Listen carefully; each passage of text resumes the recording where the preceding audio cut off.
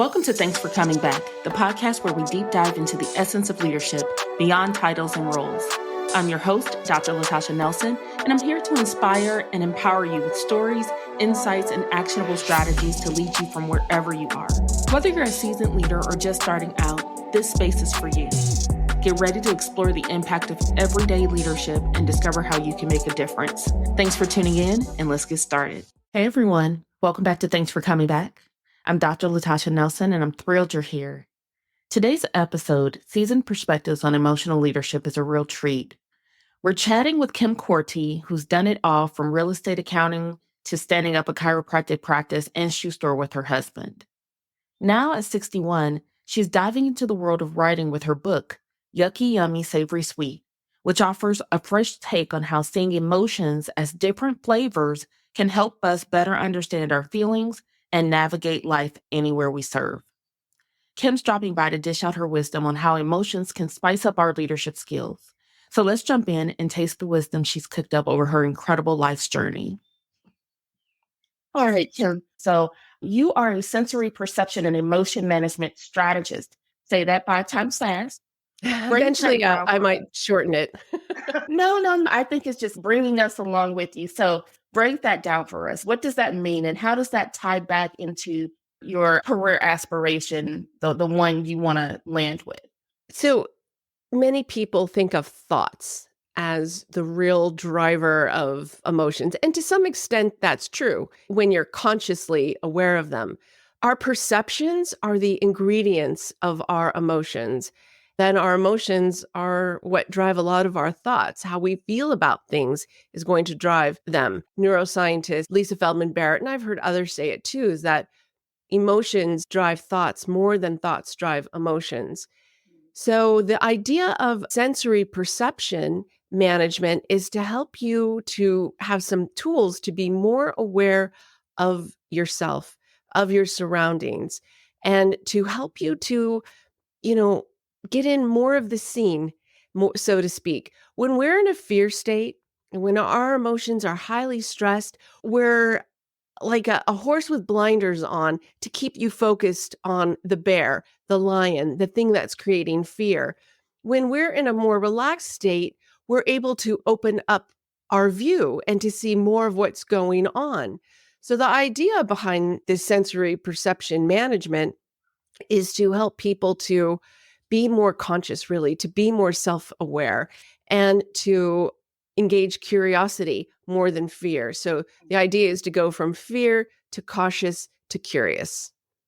I love it, but it sounds so hard. I personally challenged myself this year to be more responsive versus reactive. And that almost requires some pausing in the moment to be more reflective, like you said, to be more curious. Like, what is this? What's really going on here before you respond? And I have found that in the moment, it is, for me, so super hard to pause in the moment, reflect before I respond, unless I'm doing it in writing. Then I can walk away and I can come back and question myself and my perception and my thoughts. What types of strategies and techniques come alongside that level of awareness and that process of being more curious before really engaging that initial state, especially if it's something as palpable as fear? I think knowledge is such a powerful thing. And when we understand that our experiences are a prediction of the brain, everything that we see, everything that we hear, everything that we experience is in our brain, and that is our feelings too. And I forgot to make this very important point, is that our brain can get it wrong. And I like to give the example of you're out and about and you see your friend Jim, and Jim's with another woman, and you think, oh my goodness, it's Jim with another woman. If you took a second look, you might see, oh, that's Jim's doppelganger. But if you hadn't looked a little harder, you would think that Jim is cheating on his wife or something's just didn't look right, right? And this is our brain and prediction.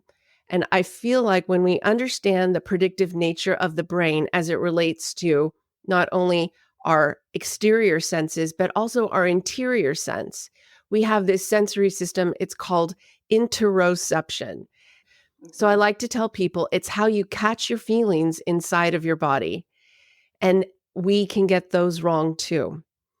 And it's these recipes that we have in our brain. So we take these ingredients, the perceptions that we have coming from the outside and inside world, and we use our past experience to determine what to predict. That's what the brain uses. Like we know a rose is a rose because we've learned that. And memories, learning, experiences, beliefs, it's all the same. It's all just wiring in our brain. So when we understand that, then we can become more proactive and say, did I get it right? So the fear kind of dissipates because you're like, maybe this chef in my head who's pulling these ingredients and producing this recipe might not have gotten it right. And that's thus the flavors of emotion in the title of my book, because then we can maybe take a second sip, take a second glance at it, and have that knowledge that it's not necessarily you, it's the experiences that you've had that are creating your response, allowing you to have that space and the humility to say, oh, I could have gotten this wrong. And I call it humility, but it's really just a biological fact. And that allows us to, what I say, take a second sip of a situation to really taste the flavors and to try and distinguish situations from other ones. My favorite example is using a tub of vanilla ice cream. And if you got 3 different tubs of vanilla ice cream from 3 different makers, you're going to have probably 3 different appearances, and you're going to capture different flavors from each one, even textures and even maybe aromas, depending on how fragrant the vanilla was. So we can be in the same situation and it be entirely different, even though it's still a tub of vanilla ice cream. This is only funny because I recognize what you just described. Even though franchises, chains, things like that are intended to create some type of continuity. So no matter where you go, no matter where you might order from, if it's the same chain, in theory, it should all taste the same. The service should be the same, all that jazz. And I love my family, but they're the complete opposite. If they have a bad experience, it is like, okay, I'm done. I'm never going to try that again. This item must just not be good.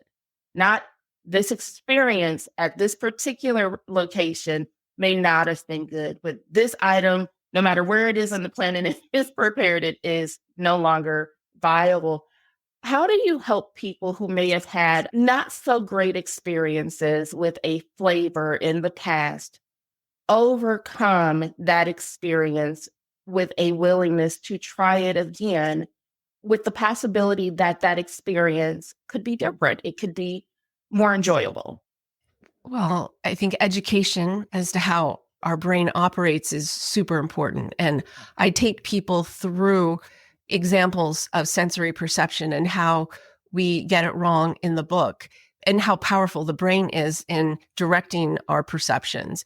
But, situations that were involving people, when we lump everybody together of the same religion, the same political party, the same ethnic group, the same, any affiliation, even location in the world, that's when we start to have problems because we start lumping everything based on one experience.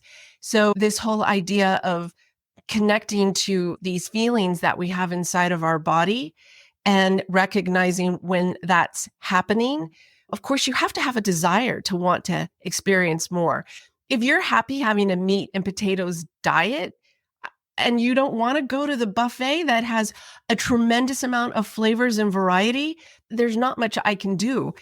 But if you want more, if you want to stop feeling like you're ruled by fear or anxiety, or you just are unhappy with, always feeling the same way all the time, not having the variety, love comes in different varieties. Anger comes in different varieties. You can be miffed. You can be infuriated. It's that whole scheme. It's like a bell, or not a bell pepper, but just peppers in general. We have variety. And so when you want to have that kind of experience, this is what that book can help you to do. And more importantly, it gives you awareness. And when we have awareness, self-awareness, our decision-making is better. Our health is better because we're not living in fear. We're not in constant, cortisol overload. We need cortisol, but we don't need it in mass quantities. So the health benefits that come with this self-awareness, this ability to be agile in these situations and pivot from them, and to recognize how we feel really makes for a happier life. And I can only say that because of my own personal situation and having been someone who shut down her feelings, who ignored situations to my detriment. Call it willful blindness, call it cognitive dissonance. It's all the same thing. I didn't want to see something because I didn't want to feel the feelings because I was afraid of them. And that caused me more problems than not. And I think that happens to a lot of people. Absolutely. Absolutely. And particularly, we know people could probably pull a ton of examples in their personal lives. I would probably venture to say it happens all the time in our workplaces, in our careers. Absolutely. And there's a massive shift from the career expectations our parents may have had generationally and how people may be feeling right now. And I'll give you an example. I've learned that some generations may have different expectations when it comes to work-life balance. I've heard that Gen Z is more apt to say, I'm flexible as long as I can bend and fold things around. And they're more inclined to ask questions that some generations may not have asked. We may have looked at it and said, hey, that's above my pay grade, or hey, I don't want to rock the boat, so I'm just not going to address these things that, may not be leaving me feeling the best in my situation, but I'm fearful that if I speak up, if I say something, if I express myself, this may not play out very well for me. Can we talk a little bit more about your book and your concepts and how this might look in the workplace? Going back to the predictive nature of the brain, we experience what we expect. The very first chapter of my book is the story, and it's a true story. This man walks into a party and he takes a bottle of wine. It's Opus One, and he's thinking it's a very fancy wine brand and very expensive. And he takes a glass of it and he's like, oh, this is so delicious. And everybody starts laughing. And he's like, what's going on? What he didn't know was that the friend of his who was hosting the party, it had been emptied quite early. And because he was late, he didn't get any. But what he did was he poured in a very cheap brand. It's $2 Chuck, the Charles Shaw brand. And he expected Opus One, so that's what he tasted. And that's what we can have in the workplace. And when we have that, it changes our expectations. It changes how we interact with other people because if we're expecting good, we're probably going to see more good. But if we're expecting negative, that's what we're going to get more often than not, unless we're consciously aware of trying to find that other good. The other part of this is decision making. Because when we know what we want and we know what we don't want, and when we understand how much our decisions are influenced by emotions, there's a very famous neuroscientist who studied decision-making, is known for it. His name's Antonio Damasio. And he said that we're not thinking beings that feel, we're feeling beings that think. And the reason is because our emotions color all of our decisions. It tells us what we want, what we don't want, what is going to benefit us, what do we prioritize. And when we are aware of that, then we know that because even the most logical decision, we're going to go with the one that feels best. So decision-making in a career, decision-making as an employer, being comfortable with other people's emotions and not shutting down because we see an emotional experience and we're not comfortable. This is really critical to being a good leader, a good manager, and a good decision maker for yourself and for your team. I don't know why, but as you were describing this, the placebo effect popped into my head when it comes to the experience with the man who's drinking the wine. He's thinking just one brand. So it's fantastic. And prayerfully, it stayed fantastic. No one told him that it wasn't. Did someone tell him? Yeah, we laughed and we told him what it was. And he took a second sip. Actually, I think we started laughing and he took a second sip and he said, "Oh, wait, this isn't it." And I like to tease, like, the wine didn't change. Nothing changed but him and his perceptions. Oh, I love So yes, that. you're right. It is a bit of the placebo effect. That's the power of the brain. I love that, though. Nothing changed except for him and his perceptions. That's a very strong message for anyone looking to make a change and adapt to their circumstances. It kind of goes back to what you were saying earlier. You can't make someone change their perception unless there's a willingness to. So I absolutely love that. So let's talk a little bit about how emotions impact communication and relationships in workplace settings. Whether you're an aspiring leader or a tenured leader who's just looking to make more of an impact in their workspace, what can they grab onto when it comes to managing their emotions and ultimately building stronger communication and relationships in the workplace?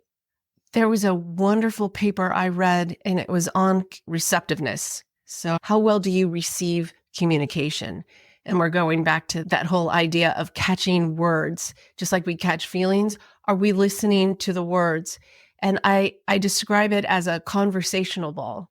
So if we have conversational receptiveness, we are actually catching their words, not letting the ball drop. So if you're playing catch and you throw your point over to the other team and they just let it drop to their feet and take their ball and throw it over to you and you just let it drop because you've got a point you want to make. Well, how is that a conversation?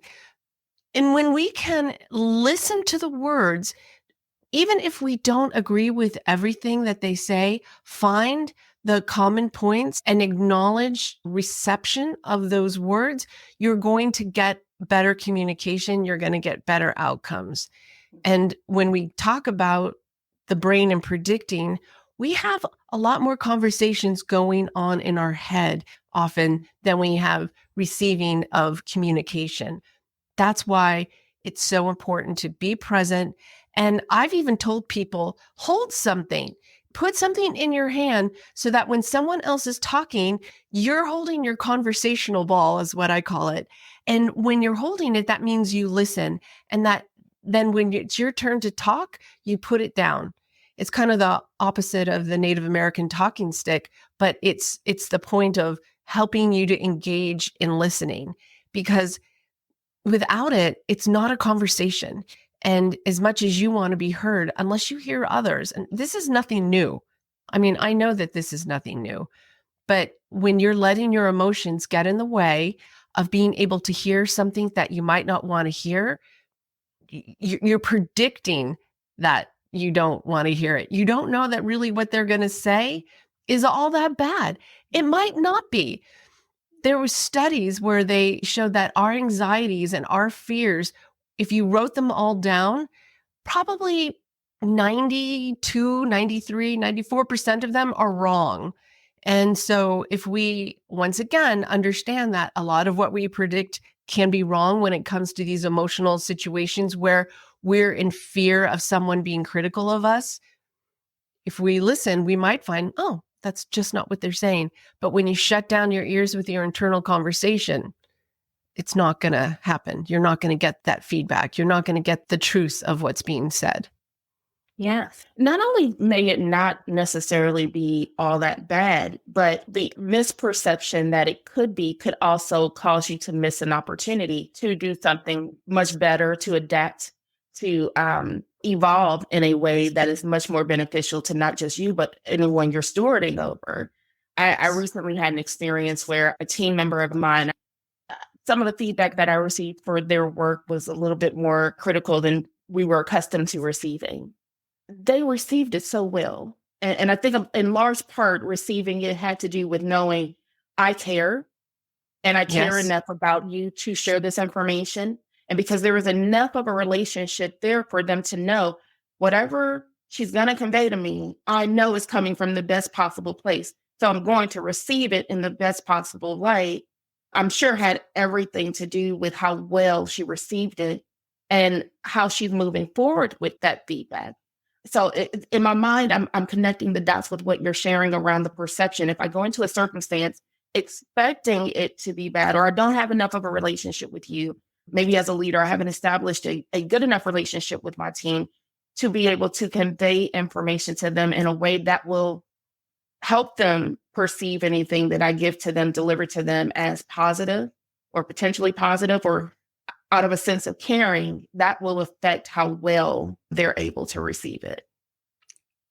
And that takes cultivating individual relationships. It's knowing who you work with and being comfortable doing that. And this is where being comfortable with your own emotions helps you to be comfortable with others. And when you're not comfortable with yours and you're not connected to yours, you're not going to be comfortable with others. And, that's the sign of a good leader. And, kudos to you for having that kind of relationship. When you know that someone cares about you and is not after you, you haven't created that. They're always picking on me. They're always telling me everything that's wrong. When you've had a history of telling them everything that's right too, no, maybe not everything, but things that are right, then you're paving the way for a better relationship. So yes, I mean, you're absolutely right. But I have a feeling, I might be wrong, but I have a feeling you're very comfortable with your emotions. I have learned to become more comfortable with my emotions. What I am trying to evolve with is also managing the emotions of others. I recognize that sometimes in the moment, you may not realize that you've shut down. As someone who wants to be able to continue the conversation until we can find some resolution, my mantra is I'd rather make it right than be right. I'd like to find ways to maintain a connection and maintain some type of common ground so that we can get to a place where you feel a little bit more comfortable if you didn't start that way. Even if it's can we table it for now and get to that place a little later? I want you to feel okay with coming back to that place later so we can resolve whatever we need to resolve. And so that's something that I'm being more mindful of, especially as a leader, because you've got some folks who are in varied states of their career.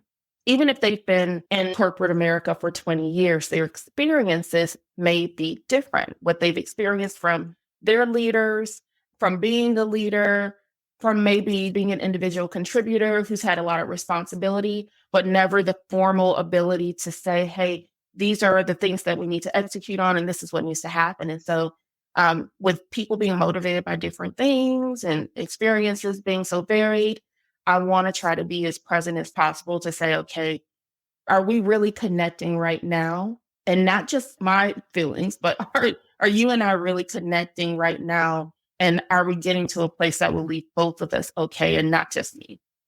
It's easy to say like, oh, I'm trying to help manage their emotions, but all what you're trying to do is help manage their perceptions. Yes. And what they do with those perceptions is how they manage their emotions. And that's what I think is the distinction here. Okay. Does that make sense? It absolutely makes sense. It absolutely makes sense. Because you can't manage their emotions. That's right. And we all, I talked about this in the beginning. We live in a world in our head. The world is in our head because we don't do anything without the brain. And so our world and your and I's world are different. And each one of us actually lives in a very unique world unto ourselves. And so all we can do is provide ingredients because that world in them, you just don't know how it's structured. And half of us don't know entirely how it's structured. But that's the fun part that I've learned through this journey that led to this book is that we can uncover these recipes that we have and we can uncover them and try and change them and be proactive in creating the world that we want to live in. And it may sound hokey, but it's our world, right? It's in us. Absolutely. How would you describe the difference between intentionally managing perceptions and manipulation? Or I guess I want to make sure that the audience understands that managing perceptions isn't necessarily the equivalent of manipulating a circumstance or manipulating Right. a situation.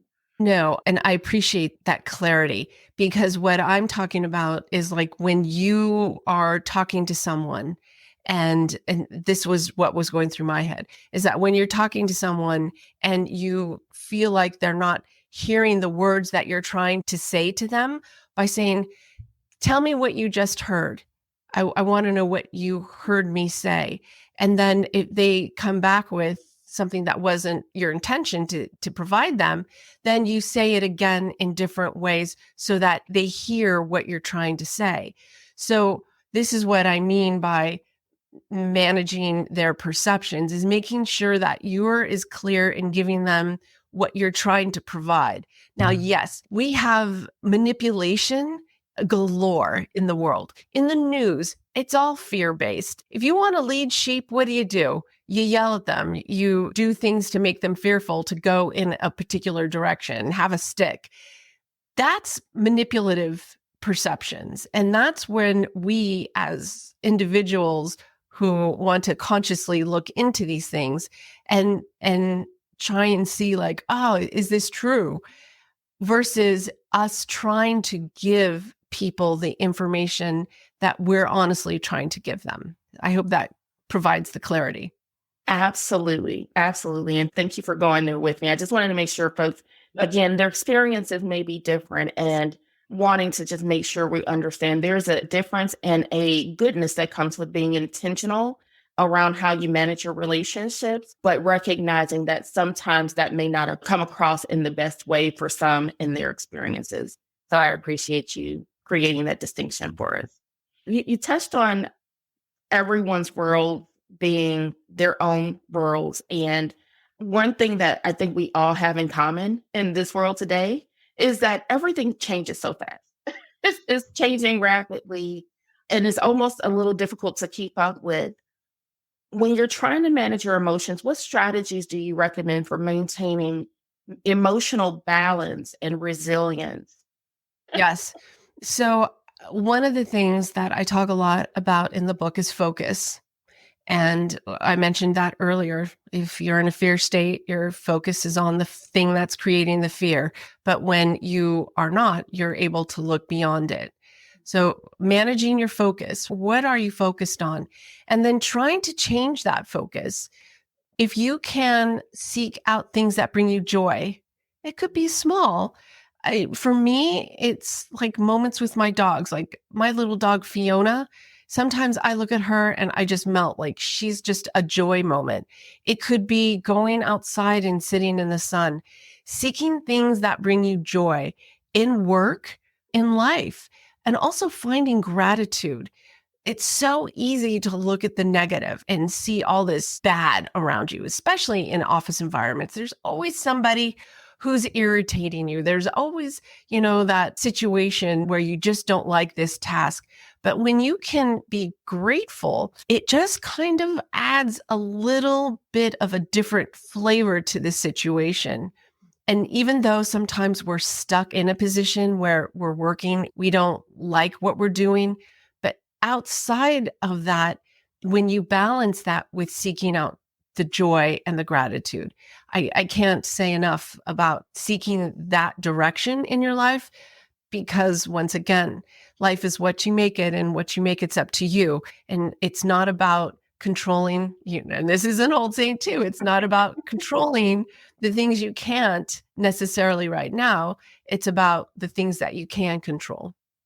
Absolutely. I can relate to that a lot. I found that a huge difference in team members who seem to be able to really roll with the punches and those who are a little bit more affected when things happen really does boil down to what they're focusing on. And it's really around what do I have control over? What do I need to let go of? And sometimes for people who are naturally curious, it's being able to let go of the things that you may never have answers to, right? because that's outside of your control. And so I love the reference back to focusing on the things that you can control and making sure that you're intentional about the things that you choose to focus on. You may be at the office, but to your point, your fur baby may be right there as your sidekick, doing something that makes you smile, makes you laugh, and it can make all the difference. So there's other little things that you can do too. Just like, what do you have at your desk? A bunch of candy? Or do you have things that are healthy for you? That makes a huge difference in your attitude. Do you skip lunch? They know that if you were to be in an interview on a cloudy day or before a judge right before lunch, you have different outcomes because our emotions are managed by the balance that we have inside of our body too. So it's not just balancing outside, it's balancing inside. We have a very fast food nation world right now, and part of it is economics, but we suffer sometimes needlessly just because we're downing Cokes, we're eating highly processed foods. I mentioned ice cream earlier, but we've got chips and all these other things instead of more healthy foods that help feed your brain. So remember, your brain is the one. If your mood is bad, and we all know hangry, I don't have to go on about this too long, but look at that too. It's not just about the outside world, it's also about the inside world. no, and even as you describe that physically, right? I'm going to use this adage since we're bringing up old adages, but there's the garbage in, garbage out adage, Yep. right? It's all about the quality. And while the mindset might be, hey, it's probably better for me to have something to eat, even if it's the fast food, than for me to not, have anything to eat. There's also but did you make the best possible choices that you could in order to fuel yourself internally so that you're expressing the best possible parts of yourself externally?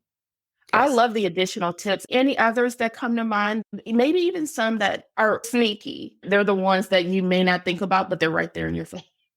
Wow, that's a little hard for me to come up with a sneaky one. I think that the biggest thing is if you take care of your brain will take care of you. And if you feed your brain not only nutritional food, but also give it more detail I call it emotional granularity. Don't look at every situation and say, I'm mad or I'm happy. Come up with other words. Think about the differences in your feeling states. And if you have a hard time connecting to your feeling states, because a lot of us learn to shut them down. If you like that, there's a lot of tools in the book to help you to do that because flavor is a combination of senses. That's why I use it. And you can build that skill to taste more ingredients in your food. And the same can happen with your emotions. It's also a product of multiple sensory systems, and you can increase your awareness of your feelings to be able to differentiate that. And that it doesn't happen overnight, but you would be surprised how fast it picks up when you start using it. I found for myself that once you get into the mode, you're like, oh, because your brain can only recognize what you feed it, right? So learn to feed yourself more detailed emotional experiences. This is going back to perceptions and getting out of a fear state and looking at the situation more broadly. And with that, you're going to gain that emotional agility, that resilience that we all need so badly. Do you have any tips for the audience when it comes to building some consistency, things they can start doing daily? Yeah, if you have a hard time with curiosity, just start asking, is this true? Is this feeling true? Because that's a curiosity sparker right there. You're going to have to examine it. Like if you were in court, is this true? Like they've got to come up with evidence. And it's become your own inner Sherlock Holmes and try and investigate a little harder, especially in the big situations.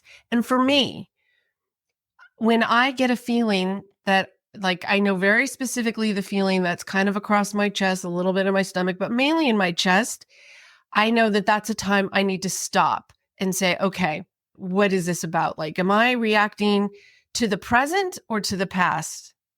Because way too often I'm responding to the past.